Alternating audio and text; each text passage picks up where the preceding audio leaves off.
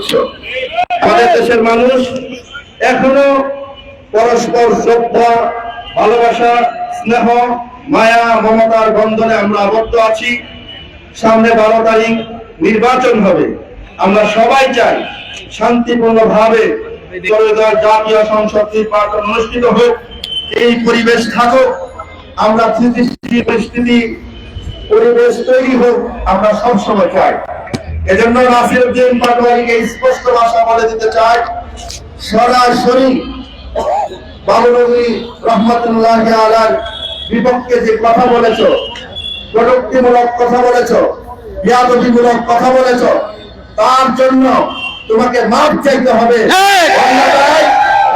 ইসলাম আছে, এদেশের তৌহিদি জনতা আছে, আল্লামা জুনায়েদ বাবুনগরীর ভক্ত। আমার জন্য একটু ভোট চাই দেন, আমার একটু ভোট দিতে।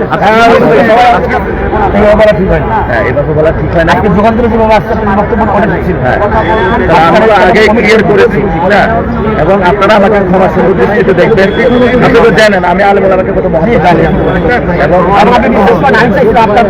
আসলে আইসা আপনার সাথে নির্বাচনী কাজ করার জন্য সত্যি আমি ইনশাআল্লাহ।